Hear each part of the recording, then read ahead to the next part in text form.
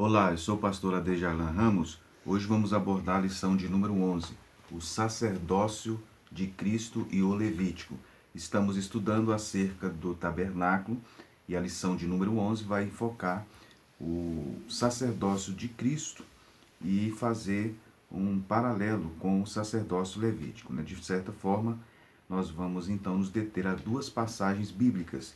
Êxodo 28 e Hebreus 7 são os textos principais. Então, o professor de escola dominical, ele deve atentar para esses dois textos bíblicos. Êxodo 28 e Hebreus no capítulo 7 são os dois textos em que está baseada a lição. São os dois textos principais acerca deste tema, acerca deste assunto. Existe uma relação muito grande entre o sacerdócio levítico e o sacerdócio cristão. É isso que nós observamos. Esta relação ela é estabelecida de forma clara no Novo Testamento. Inicialmente, vamos ter uma visão geral acerca dos sacerdotes ou do sacerdote. A palavra sacerdote ela aparece cerca de 700 vezes no Antigo Testamento e mais de 80 vezes no Novo Testamento. A expressão levita ou a palavra levita aparece 80 vezes no Antigo Testamento e 3 vezes no Novo Testamento. A palavra no original era Cohen, um termo da língua hebraica que é traduzido por sacerdote. O sacerdócio na Bíblia, ele aparece, inclusive os estudos arqueológicos, os estudos da antropologia mostram que desde os tempos bem antigos, os sacerdotes aparecem em algumas religiões. A história do sacerdócio no Antigo Testamento, ela aparece de forma muito clara e muito abrangente. Os sacerdotes do Antigo Testamento aparecem em vários momentos da história bíblica. Nós observamos vários textos que estão relacionados a esta questão. Na hierarquia sacerdotal, podemos dizer que o sacerdócio ele era dividido em 3 grupos. Havia o sumo sacerdote, havia os sacerdotes comuns e os levitas. Todos os 3 eles descendiam da tribo de Levi. Todos os sacerdotes eles eram levitas, mas nem todos os levitas eram sacerdotes. A ordem mais baixa do sacerdócio era a dos levitas, que cuidava do serviço do santuário. Eles, inclusive, tomaram lugar dos primogênitos que pertenciam a Deus por direito. Os filhos de Arão, eles foram separados para o ofício especial de sacerdote e estavam acima dos levitas. Apenas eles podiam ministrar nos sacrifícios do altar. O nível mais elevado do sacerdócio era o sumo sacerdote. Ele representava fisicamente o cume da pureza do sacerdócio. Ele carregava o nome de todas as tribos de Israel em seu peitoral, para o interior do santuário, representando todo o povo perante Deus.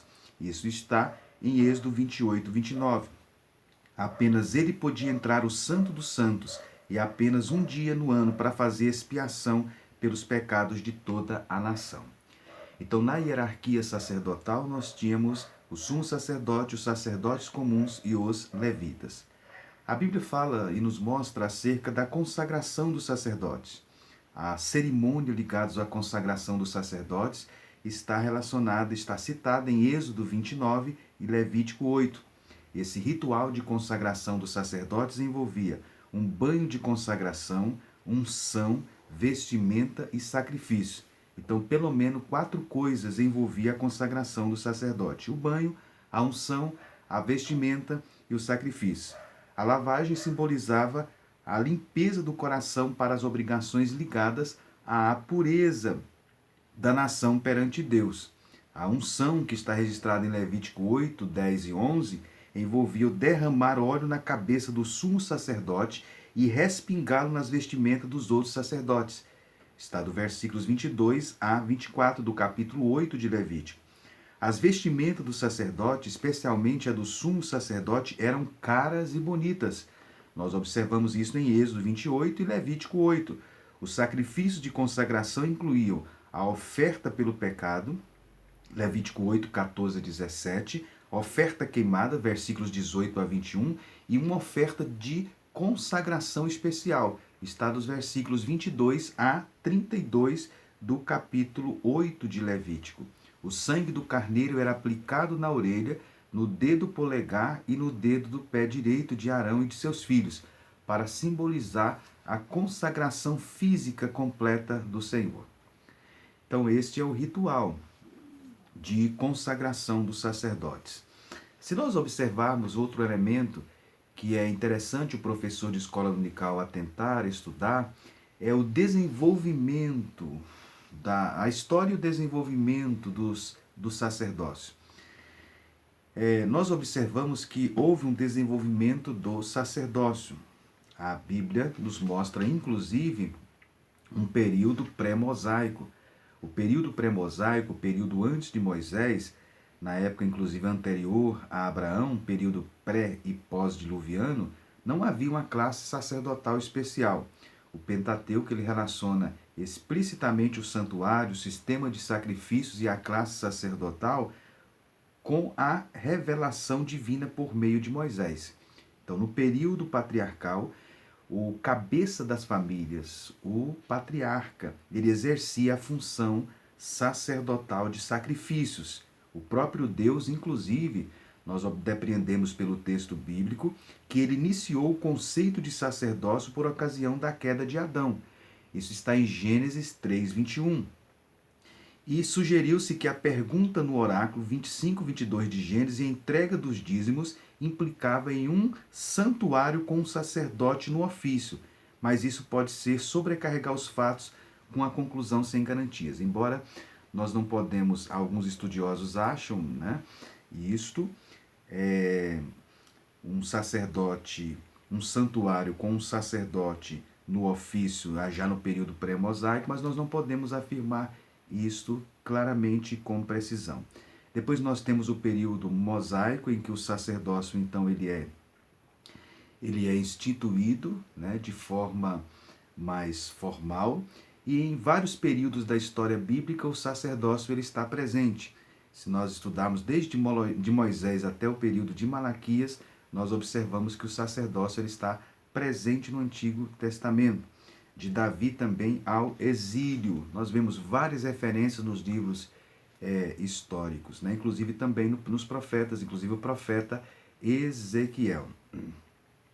Bem, nós não sabemos, nós não temos todos os detalhes em relação a essas questões, mas eu acho que dá para a gente ter uma visão geral acerca do sacerdote conforme nós apresentamos aqui. Bem, o texto de Êxodo 28 é um texto específico que o professor de escola dominical ele deve atentar, né? O texto de Êxodo 28, ele fala sobre a escolha dos sacerdotes, nós podemos observar isso. Em Êxodo, no capítulo 28, nós podemos observar a Bíblia falando acerca da instituição, né, ou da escolha dos sacerdotes. É um texto que o professor de escola dominical ele deve atentar, inclusive compartilhar com seus alunos. A revista ela comenta, primeiramente, que os sacerdotes precisavam pertencer à tribo de Levi. Nós observamos isso, a tribo de Levi foi a tribo sacerdotal e, portanto, os sacerdotes deveriam pertencer à tribo de Levi. O comentarista ele faz uma abordagem sobre isso na primeira parte do comentário da lição. Eles então tiveram o chamamento, né, foram chamados especificamente para esse serviço no tabernáculo, a tribo de Levi, e também a unidade que eles tinham. O autor ele comenta sobre o chamamento e a unidade, dois elementos básicos que a tribo de Levi tinha como características especiais, que inclusive ele aplica e relaciona com a igreja, né, o chamamento da igreja e também a unidade da igreja no Novo Testamento. A consagração do sacerdote. Deus escolheu então Arão, irmão de Moisés e seus descendentes, para servir como sacerdotes. Nós vemos isso em Êxodo 28. Até esse momento, né, até o momento da escolha de Arão, o Moisés era o único mediador, mas foi a família de Arão e não a de Moisés que foi escolhida para administrar perante Deus a favor de Israel. Eles inclusive tinham uma As vestes eram especiais, eram consideradas inclusive santas. O autor ele faz um comentário sobre a simbologia da vestimenta na segunda parte do comentário, né? A roupa do sacerdote, o texto diz que era para glória e ornamento. Era uma roupa, portanto, específica, né? Seria incompatível o sacerdote ministrar com roupas simples e sem o brilho do tabernáculo. Se o tabernáculo tinha todo aquele brilho, aquela glória, como nós já estudamos, então o oficiante do tabernáculo, ele deveria também estar trajado de forma a demonstrar a relevância do seu ofício, do seu trabalho. Nós observamos então, certamente este era o objetivo de Deus. Deus concedeu sabedoria, Deus concedeu homens sábios para confeccionar aquelas vestes, né? Deus criou a beleza e Deus dá inclusive a capacidade do homem de admirar a beleza. Então havia beleza na roupa do sacerdote. Isto falava então da dignidade do ofício que ele exercia. Vocês podem observar, inclusive aqui nesta figura, nós temos então aqui a imagem, né, do sacerdote com a roupa que ele vestia, que a roupa que ele utilizava. Ele utilizava o éfode, era uma peça de roupa, um colete, né, à frente e às costas unidas por tiras em cima de cada ombro e por um cinto à cintura. O texto de Êxodo 28 fala de cinto de obra esmerada, está no versículo 8, que pode ser traduzida por faixa habilmente tecida, como trazem algumas versões. Era rico em cores, isso está no versículo 6. Nas tiras dos ombros havia incrustações de pedras sardônicas, nas quais estavam gravadas os nomes dos filhos de Israel, isso está no versículo 9. 6 tribos em cada pedra, está no versículo 10. Segundo as suas gerações, é o que diz o texto. Ou seja, fala da ordem de nascimento das tribos ou dos filhos. Logicamente, alguns israelitas, então, eles tinham aprendido a arte da lapidação ainda quando eram escravos no Egito, e os nomes eram fixos nas pedras. O versículo 11 diz, engastadas ao redor em ouro, ou seja, com engastes de filagranas de ouro. Estes nomes eram levados ao ombro do sacerdote enquanto ele ministrava diante do Senhor. Está no versículo 12 de Êxodo 28. Isto fala então da responsabilidade dos ministros em levar o povo a Deus. Os nomes ficavam perante Deus quando o sacerdote estava na presença santa. Esta é a garantia de que Deus cuida de seus filhos e também lembra deles. Os engastes de ouro, no versículo 13, eram fechos ou prendedores para a cadeiazinha ou corrente, conforme a Almeida Revista Atualizada diz, né? De ouro puro que os prendiam ao éfode. Então, esta era uma das peças da indumentária do sacerdote, o éfode. E outro elemento da roupa do sacerdote era o peitoral. O peitoral do juiz era firmado com segurança ao éfode e feito do mesmo material que esse, está no versículo 15. Juízo aqui queria dizer oráculo, judicial. Era o meio pelo qual a vontade de Deus era buscada e normalmente encontrada. O texto diz obra esmerada, ou seja, trabalho de perito, era um trabalho com precisão. O material era dobrado para formar uma algibeira com a cerca de um palmo, ou seja, 22 centímetros quadrados, isso está no versículo 16.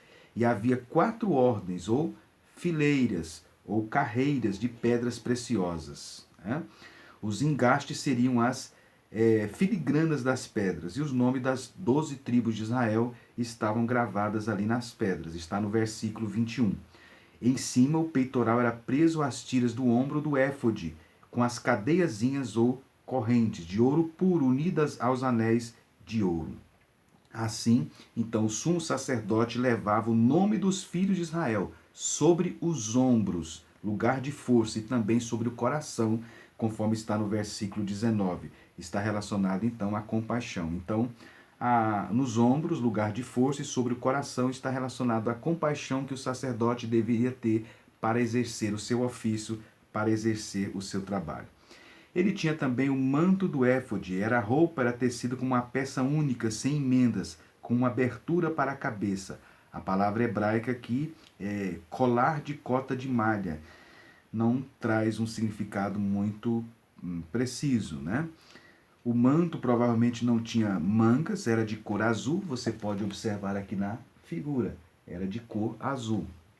Então você pode, esse aqui era o manto do éfode, né? Que está aí representado aqui de cor azul. Então aqui nós temos o éfode, aqui nós temos o peitoral e aqui em cor azul nós temos então o manto do éfode. E abaixo você pode observar que ele tinha então uma túnica, essa túnica em cor branca. E na cabeça, você pode observar aqui na cabeça do sacerdote, ele tinha o turbante, ou mitra, né? Era uma espécie de coroa, era feito de linho fino, está no versículo 39. E na frente do turbante ou da mitra, ele tinha uma lâmina. Você pode ver aqui em amarelo, uma lâmina de ouro puro que estava escrito Santidade ao Senhor. Né? Quando o sumo sacerdote então se colocava diante do povo, os primeiros objetos de traje sacerdotal que chamava a atenção era o peitoral enfeitado com jóias, trazendo os nomes de Israel, e a placa de ouro que na sua testa proclamando a santidade de Deus. Ou seja, era uma forma de anunciar que o Deus de Israel, ele é santo e ele também é justo. Então, a roupa do sacerdote, né, está aí em Êxodo 28. A segunda parte, então, o comentarista fez um paralelo da vestimenta sacerdotal para o serviço e também falou sobre o Urim e o Tumim, né? O Urim e o Tumim. Bem, em relação ao Urim e ao Tumim, nós não temos muitos detalhes acerca do Urim e Tumim. Era uma espécie de dados, né? O sacerdote ele usava o peitoral do juízo, nós já observamos, e na parte frontal do éfode, o peitoral era feito de modo a formar uma bolsa, e nela estavam postos o Urim e o Tumim. O Urim e o Tumim, que significa, o texto está relacionado à perfeição e luzes, né? Era a forma que naquela época o sacerdote tinha para encontrar então as respostas.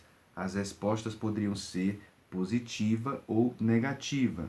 Quando lançados na bolsa, inclusive a Bíblia faz referência sobre eles, em Provérbios 16, 33, se mostrassem então Urim, a resposta era negativa. Se ambos mostrassem Tumim, então era afirmativa. Um de cada era inconclusiva. Então, era o Urim e o Tumim. Né? O Urim e o Tumim, eles desaparecem. O desaparecimento deles, a partir de Esdras 2,63, eles não aparecem mais. Então, o Urim e o Tumim eram pedras que o sacerdote, uma espécie de dados, né? Que o sacerdote utilizava para consultar o Senhor, ainda naquele período do Antigo Testamento. Bem, no Novo Testamento, nós temos lá em Atos 1,26, quando foi escolher o substituto de Judas, parece que usou ainda um termo muito parecido com o Urim e o Tumim. Bem, depois, na terceira parte do comentário da lição, o comentarista então aborda sobre o sacerdócio de Cristo, baseado em Hebreus, no capítulo 7. A Epístola aos Hebreus ela foi escrita para os cristãos hebreus que estavam a ponto de voltar à prática do judaísmo e guardar o ritual da lei, com todos aqueles rituais, né? E com aquelas leis do Antigo Testamento. O autor, então, da Epístola aos Hebreus, ele apresenta a superioridade de Cristo. Cristo é superior aos anjos, Cristo é superior a Moisés, Cristo é superior aos anjos. E uma das coisas que o autor aos Hebreus mostra é a superioridade de Cristo em relação ao sacerdócio araônico. No capítulo 7 isso é demonstrado. No capítulo 7, o autor da Epístola aos Hebreus, ele mostra que Melquisedeque é um tipo de Cristo, ele mostra que o sacerdócio de Cristo é superior ao levítico, e ele mostra também que o sacerdócio levítico teve fim, mas que o sacerdócio de Cristo ele é eterno. E finalmente ele termina o capítulo 7 apresentando Cristo como sacerdote único e perfeito. Então, o professor de escola dominical é interessante fazer um comentário uma exposição rápida, destacando os elementos principais do capítulo 7 da Epístola aos Hebreus, né? A primeira coisa que deve se mostrar é a ordem de Melquisedeque. Uma das coisas que os leitores aos Hebreus poderiam argumentar com o autor era que Cristo não fazia parte da tribo de Levi, portanto não estaria qualificado para ser sacerdote. O autor então da Epístola aos Hebreus, ele contraria isto, ele argumenta isto e mostra então que Jesus é membro de uma ordem sacerdotal anterior a Arão. E ele mostra que houve uma ordem sacerdotal anterior e apresenta a figura de Melquisedeque, inclusive citando o texto do Salmo 110, né? Ou seja, ele mostra que houve uma figura no Antigo Testamento, mais precisamente no livro do Gênesis, que foi a figura de Melquisedeque, inclusive misteriosa. O texto diz: sem pai, sem mãe, sem genealogia, não tendo princípio de dias nem fim de vida. Ou seja, é claro que ele está enfocando aqui, né, o sacerdócio de Melquisedeque. Pelo menos não havia registro, não quer dizer que ele não tinha pai, não tinha mãe, mas que não havia registro em relação a isto, né, data do seu nascimento, da sua morte, enfim. Ele era uma figura, vamos dizer, misteriosa, que surgiu no Antigo Testamento, entre aspas. Bem, o sacerdócio então de Melquisedeque, ele era um sacerdócio grande, que revelou sua grandeza. A grandeza do sacerdócio de Melquisedeque, ela foi revelada pelo fato de Abraão reconhecer a sua superioridade e dar inclusive os dízimos a ele. Isso é mostrado em Hebreus 7, versículo 4 a 10. A grandeza do sacerdócio de Melquisedeque. Logo em seguida, o autor da Epístola aos Hebreus, ele mostra então que a antiga ordem levítica, ela foi substituída pela nova. Ele mostra que Jesus faz parte da ordem de Melquisedeque, e se Melquisedeque, Abraão reconheceu a sua superioridade, e Cristo então faz parte da ordem de Melquisedeque, isso mostra então a superioridade do sacerdócio levítico. O autor mostra que a lei mosaica ela foi invalidada. Se o sacerdócio levítico foi invalidado com a vinda do sacerdócio superior, que é o de Cristo, então toda a lei em que estava baseado o sacerdócio levítico também, ela foi invalidada. É isso que ele mostra então no Hebreus capítulo 7, versículo 12 a 19. Bem, inclusive ele cita o Salmo 110, né, para fundamentar isto. E agora, do versículo 20 a 22 do capítulo 7, ele mostra que existe então agora um testamento melhor, existe um sacerdócio melhor, um sacerdócio superior, e existe um testamento melhor. E ele finaliza o capítulo 7 de Hebreus mostrando então, apresentando Jesus como este sacerdote superior, e mostrando inclusive que ele tem, além das qualificações preenchidas para ser um sacerdote melhor e maior, ele também tem um poder para salvar os que por ele se chegam a Deus. É isso que ele mostra do versículo 23 até o versículo 25. Ele mostra a superioridade de Jesus. Ele mostra que Jesus, ele é perfeito e ele pode salvar perfeitamente os que por ele se chegam a Deus. É isso que ele mostra no final do capítulo 7. Então, o professor de escola dominical pode então discorrer acerca do capítulo 7, mostrando a superioridade do sacerdócio de Cristo, mostrando a qualificação de Cristo como sacerdote e mostrando a eficácia e superioridade também do sacerdócio de Cristo.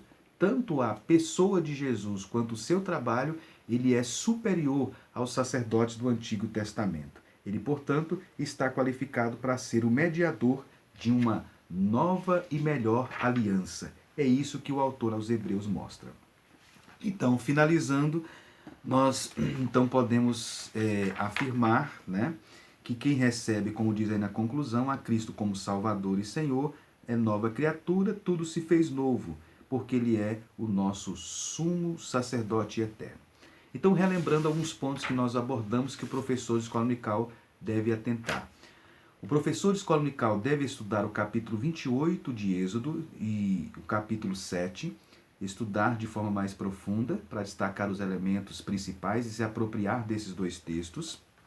Deve, então, inicialmente, fazer discorrer acerca de uma visão geral do sacerdócio do Antigo Testamento e discorrer também acerca da escolha dos sacerdotes no capítulo 28, mostrando a escolha, o ritual, mostrando as roupas, a roupa do sacerdote, a indumentária do sacerdote, se possível usar uma figura, como nós temos aqui, porque isso esclarece muito o elemento visual, e relacionar esta roupa do sacerdote com o trabalho de Cristo.